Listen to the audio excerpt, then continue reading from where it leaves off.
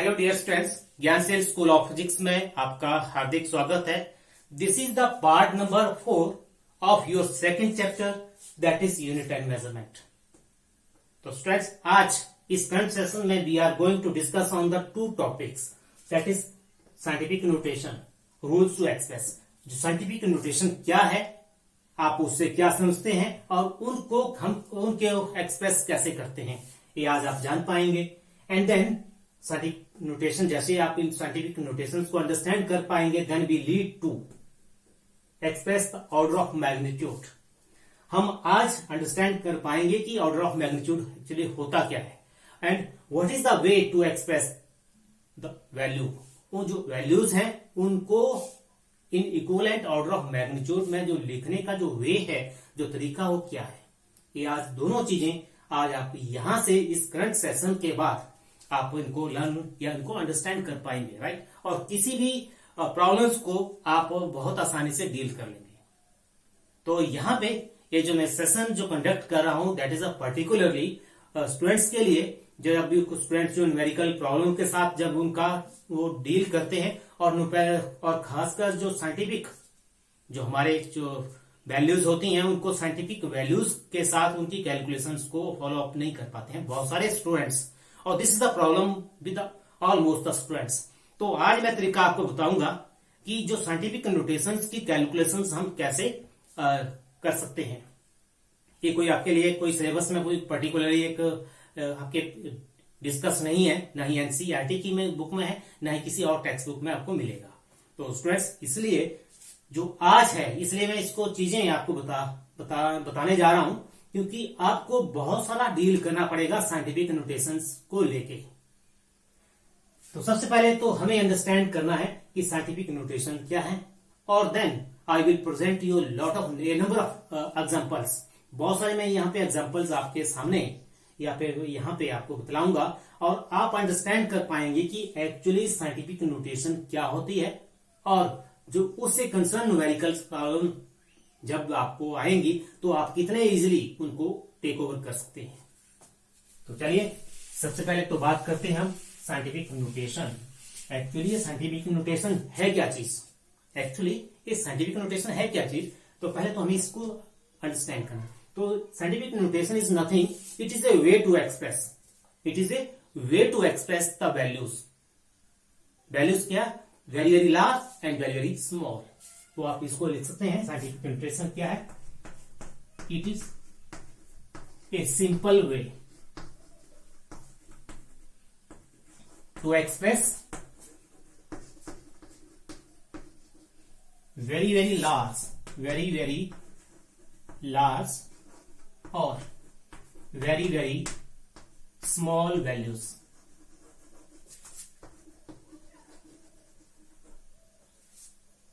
It is a simple way to express very very large और very very small values।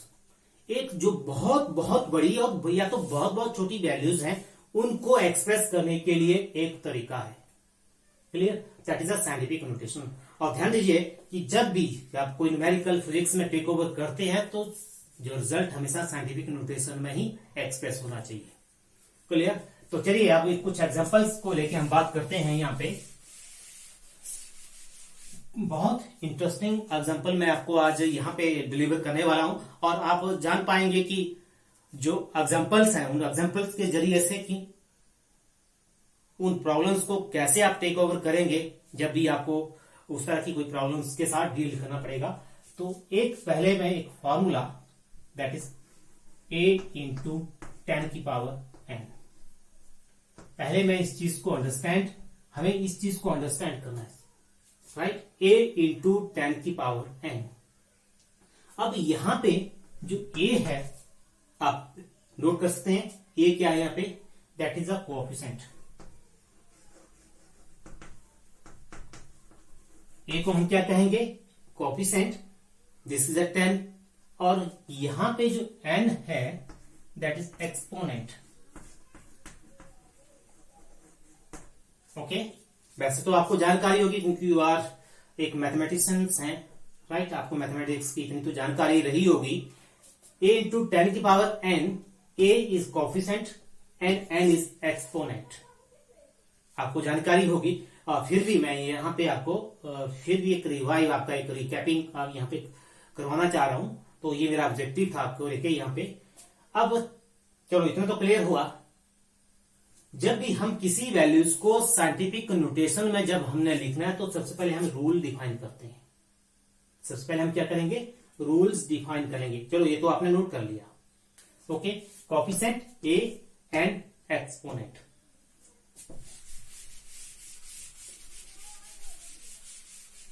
अब हमको कौन कौन से रूल हैं, बहुत एक या दो रूल हैं। अब देखिए कौन कौन से रूल्स हैं। जो वैल्यू है आपके पास, जो कोएफिशिएंट है, that should B lies between आपका द वैल्यू ऑफ कोएफिशिएंट। मैं यहां पे लिख लेता हूं ए, नहीं है तो इसको ए इंटू 10 की पावर n। और आपको मालूम है ए क्या है, यहां पे कोएफिशिएंट है। इसको फिर लिख लेता हूं, दैट्स कोएफिशिएंट एंड n जो आपका यहां पे क्या है, exponent.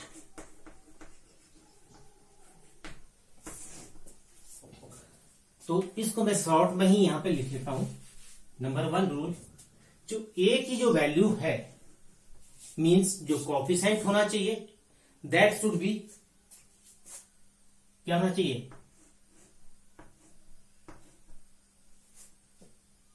A should B equal to या ग्रेटर देन 1। देखिए ए जो कोएफिशिएंट है, जो कोएफिशिएंट कहां होना, क्या होना चाहिए, उसकी वैल्यू 1 के बराबर या 1 से ज्यादा होनी चाहिए। एंड अब ज्यादा होनी चाहिए, कितनी होनी चाहिए, अप टू कितनी होनी चाहिए, ये तो मान लिया 1 या 1 से ज्यादा। अब ज्यादा कितनी हो सकती है, and A less than 1, sorry less than 10। देखिए एक ही रूल है और इसी रूल में हम सारी चीजें डिफाइन करेंगे। जो रूल है, आप इसको नहीं है तो आप इसको मैं ये कॉमन अप्लाई कर दिया। A should be greater than या equal to 1 and less than 10। Clear. तो सबसे पहले हमने इस रूल्स को जस्टिफाई करना है जब भी आपके पास कोई वैल्यूज आती हैं। ओके, तो स्टूडेंट्स ये जो रूल्स है मैं इनको साइड में यहां पे पुट डाउन कर लेता हूं ब्लैक बोर्ड पे। अब आती है रूल्स की बात, that is a equal to या ग्रेटर देन 1 और ए लेस देन 10। ओके, अब बहुत सारे एग्जांपल्स में आपको यहां पे लेके आने वाला हूं, तो यहां पे आपको क्लियर हो जाएगा एग्जांपल्स। कहते हैं अगर कोई चीज एक्सप्लेन ना हो तो सबसे बेटर तरीका क्या है, बहुत सारे एग्जांपल्स दे दीजिए और उससे क्या होता है, वो अपने आप ही उसके प्रति एक अंडरस्टैंडिंग डेवलप हो जाती है। तो यहां पे हम वैसा ही कुछ करने वाले हैं। तो ये तो हमने क्लियर कर लिया, राइट, ये आपके रूल्स हैं। अब मान लीजिए मेरे पास कोई वैल्यू है, क्लियर, जो एग्जांपल लिया मैंने, यहां पे मैंने कोई वैल्यू, बताइए कौन सी वैल्यू लिखूंगे, एक ऐसी वैल्यू बताइए जो क्या है, वेरी वेरी लार्ज। ऐसी वैल्यू बताइए कि जो वेरी वेरी लार्ज है। लिखते हैं 32905.031। This value is very very large, right. अब इस वैल्यूज को हमने साइंटिफिक नोटेशन में एक्सप्रेस करना है। इस वैल्यू को साइंटिफिक नोटेशन में एक्सप्रेस करना है। This is example. तो इसको साइंटिफिक नोटेशन में एक्सप्रेस करने का तरीका क्या है, तो हमें सबसे पहले कोएफिशिएंट क्या होना चाहिए, 1 या 1 से ज्यादा, बट लेस देन 10। परंतु ये जो कोएफिशिएंट आप यहां पे मैं इसको क्या करता हूं, क्योंकि मैंने इसकी इस फॉर्म में इसको इस वैल्यूज को इस फॉर्म में रिप्रेजेंट करना है। ए कोएफिशिएंट होना चाहिए और 10 की पावर n। इस वे में मैंने इस फिगर, इस वैल्यूज को एक्सप्रेस करना है, राइट। अब मैं क्या करता हूं, मैंने यहां से डेसिमल को शिफ्ट कर दिया यहां पे, यहां से मैंने डेसिमल को शिफ्ट कर दिया यहां पे। अब करते हैं, क्या आता है मेरे पास वैल्यू 3.2905603 अब जो वैल्यू क्या आ गई है, ये 3.2 समथिंग, राइट, 3.2 समथिंग। तो इट मीन्स इसकी वैल्यू जो क्या है, 1 से ज्यादा है, बट लेस देन 10। तो ये तो हमने इस वैल्यूज को किसके बीच इनिशियलाइज कर दिया, 1 और 10 के बीच। अब यहां पे जब किया, इस तरह से जब मैंने प्रोसेस अडेप्ट किया, तो then what I have to do, जो 10 की पावर है। अब देखिए यहां पे जो डेसिमल, एक मैं इसको लाइन में इस तरह से करूं, this is your right side और this is your left side. ये आपकी राइट साइड है, ये आपकी लेफ्ट साइड है, और डेसिमल इज हियर। अब आपने डेसिमल कहां से शिफ्ट किया, ये this is the tactics, actually this is the tactics, ये कोई मेथड नहीं है, कोई सेट मेथड नहीं है, दिस इज द टैक्टिक्स। अब क्या कहते हैं, जिसको आप कहते हैं शॉर्टकट। ओके, यहां से डेसिमल को शिफ्ट किया, कितने डिजिट गया, 1 2 3 4 5, तो यहां पे 10 की पावर 5 हो जाएगा। अब ध्यान दीजिए, हमने डेसिमल शिफ्ट किया राइट टू लेफ्ट, तो जाएगा पॉजिटिव में। ओके, तो this is the scientific notation of this figure. ये जो फिगर है, ये इसकी इक्विवेलेंट साइंटिफिक नोटेशन है। क्लियर। एक एग्जांपल और लेके चलते हैं, आप इस एग्जांपल को माइंड में बैठा लीजिए, राइट। नहीं है तो इसका एक शॉर्ट क्लिक आप अपने सेलफोन से ले सकते हैं, या स्क्रीनशॉट ले लीजिए, व्हाटएवर सो। अदरवाइज तो आपको ये अंडरस्टैंड हो चुका होगा। इसके बाद मैं एक और एग्जांपल लेके आने वाला हूं, आप ब्लैक बोर्ड पे बने रहिए। चलिए साफ कर दूं। ओके, अनदर एग्जांपल, एक और एग्जांपल को लेके हम बात करें। हो सकता है कुछ स्टूडेंट्स को अभी कुछ कमी रही होगी, तो एक और एग्जांपल लेके चलते हैं। 0003129, राइट। ये वैल्यूज जो है, this value is very very small, ये जो वैल्यू है वेरी वेरी स्मॉल है। इसको इक्विवेलेंट साइंटिफिक नोटेशन में हमने एक्सप्रेस करना है, तो हमने रूल्स को सेटिस्फाई करना है। पहले तो इसको इस फॉर्म में लेके आना है। तो रूल्स को क्या होना चाहिए, जो आपका जो कोएफिशिएंट होना चाहिए, दैट शुड बी या तो इक्वल या ग्रेटर देन 1 होना चाहिए। तो आप देखिए यहां पे इसको कैसे लिखें, इस डेसिमल को अगर मैं यहां से कहां ले जाऊं, यहां पे, क्योंकि अभी जो थी वैल्यूज दो क्या थी, लेस देन 1, अभी पहले लेस देन 1 थी। अब जब मैंने डेसिमल को यहां से यहां तक शिफ्ट कर लिया, अब इक्वेशन क्या हो जाती है आपके पास, यहां से यहां, तो these zero have no meaning, ये तो आपको मालूम है। तो आप इसको लिख सकते हैं 3.129, राइट। ये जो वैल्यू अब आपके पास है, ये जो वैल्यू है जिसको हम कोएफिशिएंट कहेंगे, जो दैट किसके बीच आ गई, greater than 1 but less than 10, rules को जस्टिफाई कर रही है। एंड देन जब हमने इस चीज को अडॉप्ट किया, तो 10 की पावर, अगर मैं वही रूल अप्लाई करूं जैसे पहले किया, ये आपका राइट साइड है और ये आपका लेफ्ट साइड है। अब डेसिमल आपने शिफ्ट कहां किया, लेफ्ट टू राइट। डेसिमल कहां शिफ्ट किया, लेफ्ट टू राइट। जब लेफ्ट टू राइट आपने यहां पे डेसिमल किया, तो राइट इस तरफ जाते हैं तो 10 की पावर माइनस में रहती है। 10 की जो पावर होती है माइनस, मीन एक्सपोनेंट माइनस में चला जाएगा। कितने डिजिट हमने शिफ्ट किया, 1 2 3 4, तो -4। आप दूसरा वे भी इसको ले सकते हैं। जब आपने, अगर मैं पॉजिटिव और नेगेटिव एक्सिस की बात करूं, आप जानते हैं यहां पे पॉजिटिव एक्सिस होता है और यहां पे नेगेटिव एक्सिस होता है, राइट। अब यहां पे आप किस तरफ लीड किए, that is a negative of the axis, sorry positive of the axis, that is a positive of axis. ये भी एक प्रैक्टिस है। इस केस में आप पॉजिटिव ऑफ एक्सिस गए या पॉजिटिव ऑफ एक्सिस की तरफ गए तो आपको पावर जो है उल्टी नेगेटिव में जाएगी, पावर नेगेटिव में जाएगी। जो इससे प्रीवियस एग्जांपल था वहां पे हम कहां शिफ्ट हुए डिजिट, वो नेगेटिव एक्सिस में, नेगेटिव एक्सिस में। तो नेगेटिव एक्सिस में जो पावर है वो क्या जाएगी, पॉजिटिव में रहेगी।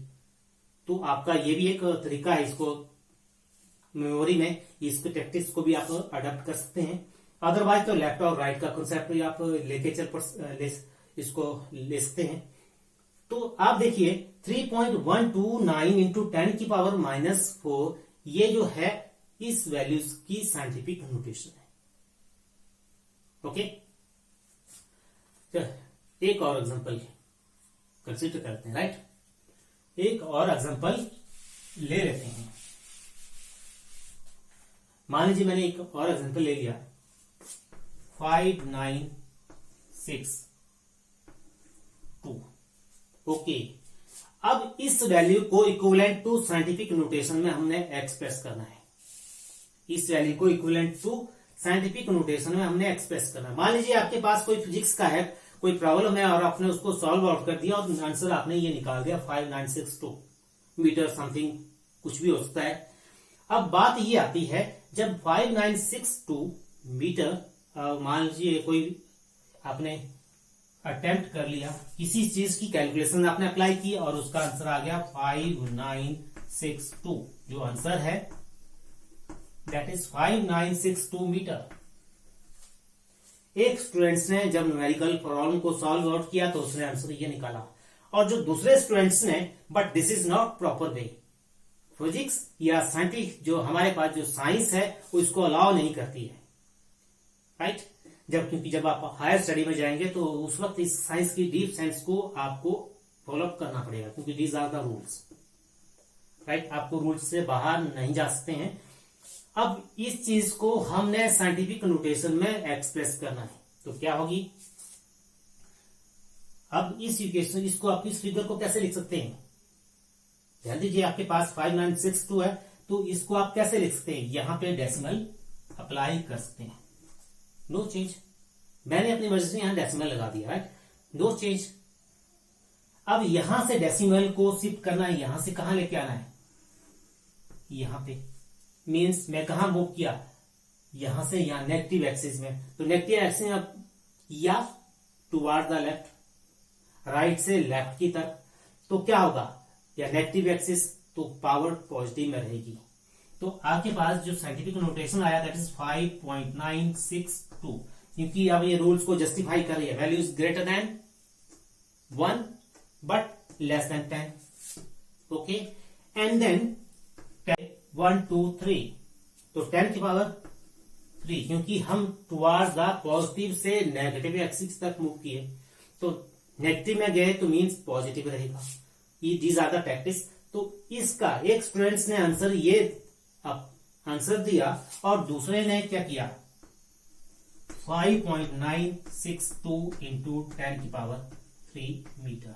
मान लीजिए जो भी आपका आंसर आता है, जो कैलकुलेशन फॉलो अप किया, तो आपको आंसर यहां तक नहीं छोड़ना है। इसके बाद इसको आपको इक्विवेलेंट साइंटिफिक नोटेशन में कन्वर्ट करना है, और दैट इज द प्रॉपर वे। तब हम कहेंगे कि आपने पूरा क्वेश्चन सॉल्व आउट कर लिया है। तो 5.962 इंटू 10 की power 3 metre, this is the proper way to express this answer. तो स्टूडेंट्स, आपका साइंटिफिक नोटेशन और उनके रूल्स टू एक्सप्रेस। अब जब साइंटिफिक नोटेशन की जब बात करते हैं, जब आप न्यूमेरिकल्स को प्रॉब्लम्स को टेक ओवर करते हैं, साइंटिफिक नोटेशन की न्यूमेरिकल प्रॉब्लम्स को, तो उन प्रॉब्लम्स को आप कैसे डील करेंगे, उसके ऊपर भी मैं कुछ एक एग्जाम्पल्स यहां पे देने जा रहा हूं, तो आप उस पर भी अब अपना ध्यान दीजिए, राइट। कुछ एग्जाम्पल्स हैं और मैंने एक प्रॉब्लम लेके आ गया 5 इंटू 2 की पावर 5 इंटू 2 इंटू 10 की power 5, okay, and then plus 10 की पावर -6। ये आपके पास है, कोई इस तरह की कोई वैल्यूज आती है, एंड देन तो आप इसको कैसे करेंगे, आप इस क्वेश्चन को कैसे सॉल्व आउट करेंगे। अगर चलिए नहीं है तो इससे सिंपल वे में और मैं एक्सप्रेस कर लूं इसको इक्वेशन को, अगर नहीं है तो एक इजी सा क्वेश्चन ले लेते हैं। 5 इंटू 10 की पावर 6 राइट इंटू 9 इंटू 10 की पावर 3। एक ही फैक्टर मैंने मल्टीप्लिकेशन फैक्टर ही अप्लाई किया। अब देखिए अब इसका आंसर क्या होगा, इसका आंसर क्या होगा। आपको अगर इस तरह का मल्टीप्लिकेशन है तो आप कोफिशिएंट को कोफिशिएंट के साथ मल्टीप्लाई करेंगे। कोफिशिएंट को कोफिशिएंट से मीन 5 को 9 से मल्टीप्लाई होगा तो क्या आएगा 45 इंटू 10 की पावर। जो आपके पास जो 10 की पावर में जो एक्सपोनेंट है अगर मल्टीप्लिकेशन है तो ऐड हो जाएगा, ये क्या हो जाएंगे ऐड अप हो जाएंगे। तो क्या हो जाएगा 6 plus 3 that is 9। Okay another example, ये आपके सारे एग्जांपल्स हैं। ओके अनदर एग्जांपल, अगर आपके पास 5 इंटू 10 की पावर 6 इंटू 9 इंटू 10 की पावर -3 है, देन अगेन कोएफिशिएंट को आपस में मल्टीप्लाई 45 इंटू 10 की पावर जो है क्या जो एक्सपोनेंट है ऐड अप हो जाता है मीन 6 माइनस 3, 6 प्लस -3 या 6 -3 तो आंसर क्या आएगा आपका 3, क्योंकि 6 इज ग्रेटर देन -3। तो आंसर इज दिस 45 इंटू 10 की पावर 3। अगर आपके पास कोई डिवाइडिंग फैक्टर है तो उस केस को भी हम ले लेते हैं। डिवाइड बाय 6 इंटू 10 की पावर 5। अगर इस तरह का केस है तो आप क्या करेंगे मल्टीप्लिकेशन एंड डिवाइड। सबसे पहले तो मल्टीप्लिकेशन को आप सॉल्व आउट करेंगे। ऊपर का जो फैक्टर है तो 5 इंटू 9 दैट इज 45 इंटू 10 की पावर 9 6 प्लस 3। अब नीचे आपको उसको 6 इंटू 10 की पावर 5। ओके अब इसके बाद आप 45 को 6 से क्या कर देंगे भाग दे देंगे तो क्या आएगा। अगर इसको डेसिमल में आप कन्वर्ट करें तो 6 कितने टाइम्स गया 7 टाइम। 45 को 6 से मीन कोएफिशिएंट को आपस में डिवाइड कर दीजिए, कोएफिशिएंट को आपस में क्या कर दीजिए डिवाइड कर दीजिए। 7.5 आई थिंक 7 टाइम किया आपके पास 3 रिमाइंडर एंड देन 7.5 इंटू 10 की पावर। जब डिवाइड है जो एक्सपोनेंट क्या हो जाते हैं माइनस सब्ट्रैक्ट हो जाएंगे, जो एक्सपोनेंट है क्या हो जाएंगे सब्ट्रैक्ट हो जाएंगे मीन 9 माइनस 5 नीचे है ऊपर जाएगा तो माइनस का हो जाएगा तो 7.5 इंटू 10 की पावर 4। तो इस तरह से मल्टीप्लिकेशन और बहुत सारे प्रोसेसेस आप कर सकते हैं। बहुत कॉमन से बहुत सिंपल से मैंने यहाँ पे कुछ प्रॉब्लम्स आपके साथ डिस्कस की विद एग्जांपल्स, और आई होप आपको आज साइंटिफिक नोटेशन में कैसे हम किस चीज वैल्यूज को कैसे एक्सप्रेस कर सकते हैं तो आज आप उसको जान पाए हैं। अब चलते हैं दूसरे टॉपिक की तरफ। जो आज का जो टॉपिक था second that is the order of magnitude. जो सेकंड टॉपिक है आज का that is the order of magnitude. जो ऑर्डर ऑफ मैग्नीट्यूड है क्या चीज और उसको एक्सप्रेस करने का जो तरीका वो क्या है, अब हम उस पर बात करेंगे। कि हमने लर्न कर लिया, हमने अंडरस्टैंड कर लिया कि साइंटिफिक नोटेशन होती क्या है और किसी वैल्यूज को इक्विवेलेंट टू साइंटिफिक नोटेशन हम कैसे एक्सप्रेस कर सकते हैं और वो रूल्स क्या हैं।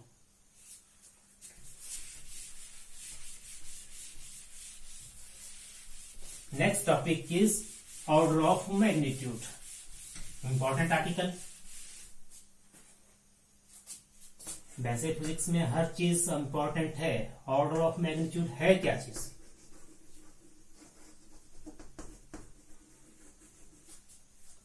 और उनको एक्सप्रेस करने का जो तरीका है रूल्स है वो क्या है। अब जो ऑर्डर ऑफ मैग्नीट्यूड जब बात आती है that is not the exact value but that is the approximate value. But lies approximate means values which not real but lies near to real. तो ऑर्डर ऑफ मैग्नीट्यूड क्या हुआ? It is not an exact value,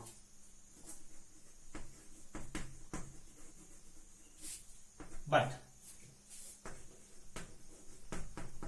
its value lies very near to accurate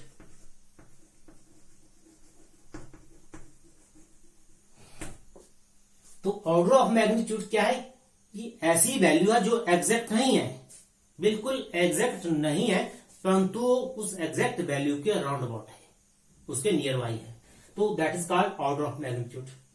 अब जो order of magnitude को हम values को क्यों express करते हैं, हम उसकी एग्जैक्ट वैल्यू से उसको क्यों नहीं एक्सप्रेस करते हैं? क्यों वहां पे कभी कभी हम क्या करते हैं, कभी कभी हम इस तरह की, अगर साइंस की, अगर हमने किस चीज के बारे में अगर उसका एक सही सा अनुमान लगाना है, एक थोड़ा सा फीलिंग उसका महसूस करना है, तो हमें क्या करना पड़ता है? तो उसकी एग्जैक्ट वैल्यू के अलावा साथ साथ हमें उसका जितना हमें उसका जो फील है उतनी एग्जैक्ट वैल्यू उसके बारे में नहीं बता पाते जितनी ऑर्डर ऑफ मैग्नीट्यूड। तो इट इज ए सिंपल वे। ये हमने हमारे पास कहने का मतलब है, अगर मैं एक लेमैन में बात करूं तो ऐसा तरीका है जो मेरे को किसी चीज का अंदाजा बड़े आसानी तरीके से, बड़े अच्छे ढंग से दे देता है। राइट। बहुत सारे एग्जांपल्स मैं अभी यहां पे लेता हूं, 2-3, ज्यादा तो नहीं, 2-3 एग्जांपल्स मैं आपके पास लेके आने वाला हूं। तो सबसे पहले तो हम ऑर्डर ऑफ मैग्नीट्यूड के जो रूल्स हैं उनके ऊपर बात करेंगे। कहने का मतलब है जो वैल्यूज हैं उनको एक्सप्रेस करने के जो रूल्स हैं उनके ऊपर। चलिए यहां पे लिख लूं,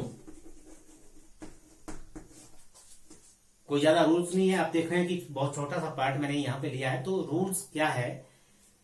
यदि जो वैल्यू, क्योंकि सबसे पहले तो साइंटिफिक नोटेशन में जो नंबर 1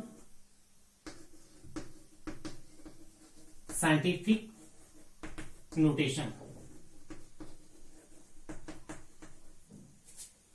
वैल्यू किस में होनी चाहिए? साइंटिफिक नोटेशन में होनी चाहिए। अगर नहीं है तो आपको उसको साइंटिफिक नोटेशन में लेके आना है। सबसे नंबर 1 जो प्राइम रहेगा, आपका टारगेट क्या रहेगा? जो वैल्यू हैव टू गिवन, यदि वो साइंटिफिक नोटेशन में है देन इज ओके। यदि साइंटिफिक नोटेशन में नहीं है तो सबसे पहले उस वैल्यूज को आपको साइंटिफिक नोटेशन में एक्सप्रेस करना है। Right.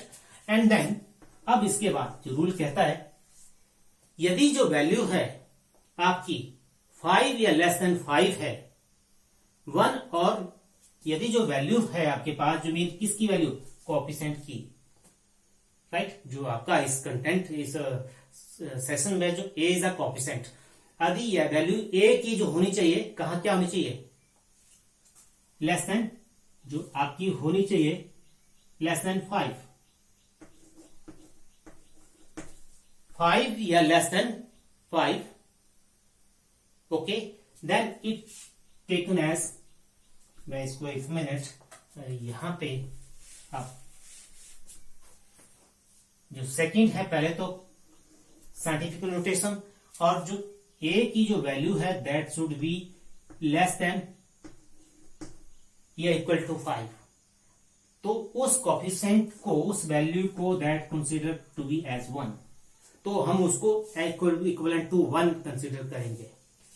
If a is greater than 5, यदि जो कोएफिशिएंट की वैल्यू 5 से ज्यादा है तो कंसीडर एज ए 10। तो हम उसको कैसे कंसीडर करेंगे? Equivalent to 10। ओके, बहुत आसान तरीका है। यदि वैल्यूज की, पहले तो साइंटिफिक नोटेशन में उसको कन्वर्ट कर लीजिए। जब साइंटिफिक नोटेशन आ गई, फिर देखिए जो कोएफिशिएंट की वैल्यू यदि 5 या 5 से कम है तो उसको किसके बराबर मान लीजिए? 1 के बराबर। यदि वैल्यू 5 से ज्यादा है तो उसको पुट कर दीजिए इक्वलेंट टू 10। राइट। तो चलिए बहुत सारा 1-2 एग्जांपल्स लेके, ज्यादा एग्जांपल तो नहीं, 1-2 एग्जांपल्स। आपके पास जो है कोई वैल्यू है 5, 9, 3, 1, 2 इंटू 10 की पावर 6 इंटू 10 की पावर 6। अब ये जो आपके पास वैल्यू है, इसको equivalent to order of magnitude में आपने एक्सप्रेस करना है।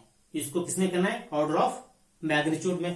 तो आप देख रहे हैं कि यहां पे जो वैल्यू है साइंटिफिक नोटेशन में नहीं है, क्योंकि 59312, तो ये जो है कोएफिशिएंट, इसको कहां लाइज होना चाहिए साइंटिफिक नोटेशन में? 1 या 1 से ज्यादा, बट लेस देन 10। तो हमने क्या किया, तो यहां पे डेसिमल है यहां पे, तो यहां से डेसिमल जब शिफ्ट हो जाएगा यहां से यहां से हम इसको डेसिमल को शिफ्ट करेंगे यहां, तो आ जाएगा 5.9312 इंटू 10 की पावर 6। अब डेसिमल जब मैंने यहां से शिफ्ट किया तो कितना पॉइंट? 1 एक डिजिट, 2 3 4, 1 2 3 4, 4 डिजिट, तो 10 की पावर 4 कहां मूव किया मैंने? Right to left. जब राइट टू लेफ्ट जाएंगे तो क्या आएगा? पॉजिटिव रहेगा, राइट। तो इसके बाद आपके पास आ गया 5 इसके बाद इसको क्या, इस वैल्यूज को कैसे लिखते हैं? 5.9312 इंटू 10 की पावर 6 और 4, क्योंकि बेस आर सेम।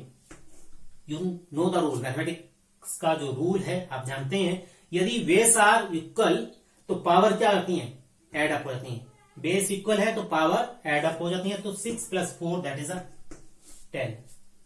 अब ध्यान दीजिए, ये जो आपके पास जो साइंटिफिक वैल्यू है 5.9312 मीन, जिसको हम कहते हैं कोएफिशिएंट, यदि कोएफिशिएंट अब क्या है आपके पास? 5.9, दैट इज ग्रेटर देन 5 से ज्यादा है, तो ये जो वैल्यू है पूरी किसके बराबर पुट हो जाएगी? Equal to 10। तो 10 इंटू 10 की पावर 10, तो आपके पास क्या आ जाएगा? इसकी एक जीरो ऐड हो जाएगी, 10 इंटू 10 की पावर 10, तो आपके पास 10 की पावर 11। जब इसको हम इक्वल नहीं लिखेंगे, जब हम इस दैट इज 10 की power 11 that's equivalent approximately equal to 10 की पावर 11, जो आपके पास जो वैल्यू थी इसका जो इक्विवेलेंट ऑर्डर ऑफ मैग्नीट्यूड है दैट इज 10 की पावर 11। ओके, तो इस तरह से एक अनदर एग्जांपल, क्योंकि जब आपके पास कोई बहुत बड़ी वैल्यू है और आप उसका आइडिया नहीं लगा पाते हैं कि एक्चुअली उसका साइज कितना है, या कोई यूनिवर्स के साइज की बात करें, गैलेक्सी के साइज की बात करें, तो आपको उसका अंदाजा सही से अनुमान लगाने के लिए जो ऑर्डर ऑफ मैग्नीट्यूड है सबसे अच्छा तरीका है। तो अनदर एग्जांपल, एक एग्जांपल और लेके चल पड़े क्या? 3 2 1। अगर इसको मैंने इक्विवेलेंट ऑर्डर में एक्सप्रेस करना है तो मेरे को क्या करना पड़ेगा? अब 3 2 1, तो पहले तो इसको साइंटिफिक नोटेशन में कन्वर्ट करना पड़ेगा। तो आप देख रहे हैं यहां पे 3.21, मैंने यहां से डेसिमल यहां पे शिफ्ट कर दिया, यहां से यहां शिफ्ट कर लिया, तो 1 2 डिजिट, तो वैल्यू कोएफिशिएंट लाइज बिटवीन कहां? Less than 5, right. ये जो है less than 10 but greater than 1। अब इंटू 10 की पावर 1 2 डिजिट नेगेटिव में आया, मीन्स आपका राइट लेफ्ट हैंड साइड तो पावर प्लस में। अब देखिए, अब जब साइंटिफिक नोटेशन में आ गया तो अब इन रूल्स को देखिए कहां पे एनालाइज कर रहा है। 3.21, तो दैट इज लेस देन 5। जब less than 5 that is equal to 1, तो 1 इंटू 10 की पावर 2, तो order of magnitude that is equal to 10 की पावर 2। तो 3 2 1 का जो ऑर्डर ऑफ मैग्नीट्यूड है दैट इज 10 की पावर 2। तो इस तरह से बहुत सारे प्रॉब्लम्स आपने कई बार अपने स्पीड ऑफ लाइट को किया होगा। 3 इंटू 10 की पावर 8 मीटर पर second, that is the speed of light. इसका इक्विवेलेंट ऑर्डर ऑफ मैग्नीट्यूड को हमने इसमें एक्सप्रेस करना है, तो कैसे करेंगे, राइट। तो पहले तो हम इसको साइंटिफिक नोटेशन, क्योंकि 3 इंटू 10 की पावर 8 जो है साइंटिफिक नोटेशन है।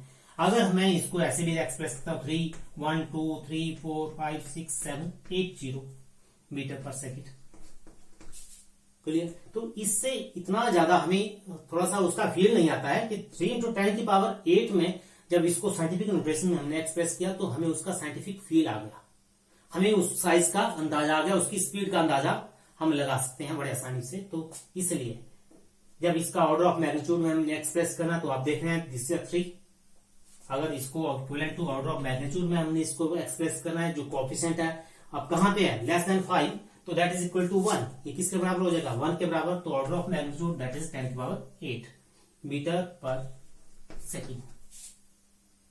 ओके, तो स्टूडेंट्स आज बहुत इंपॉर्टेंट प्रॉब्लम्स लेके हम आए थे। पर्टिकुलर सेशन था आपका, कहीं इससे कोई न्यूमेरिकल्स या आपका कोई सिलेबस में, सॉरी किसी बोर्ड एग्जाम में, स्टेट बोर्ड में इनसे आपसे क्वेश्चन नहीं पूछे जाएंगे, ठीक है। इसलिए आप थोड़ा सा अपने मन में ये भय निकाल दीजिए कि आपको इनसे लेके जो आज का जो सेशन कंडक्ट हुआ इससे कोई क्वेश्चन बनेंगे, तो ऐसा कुछ भी नहीं होने वाला है। ये सिर्फ आपकी पर्सनल अपलिफ्टमेंट के लिए है, आपकी पर्सनल ग्रोथ के लिए है। क्योंकि जब आपको इन प्रॉब्लम्स को डील करेंगे न्यूमेरिकल्स में, जब आपके पास क्वेश्चंस पूछे जाएंगे चाहे कॉम्पिटिटिव एग्जाम में, तब उस वक्त ये आपको, जो मैंने आज का सेशन जो कंडक्ट किया, ये आपको असेस करेगा, राइट। ये आपके लिए बहुत सपोर्टिव रहेगा। तो students, Gyansheel school of physics एक बार फिर आपका हार्दिक धन्यवाद करता है। आप ज्ञानशील स्कूल के साथ जुड़े रहिए, और जिन स्टूडेंट्स ने सब्सक्राइब नहीं किया है कृपया इस चैनल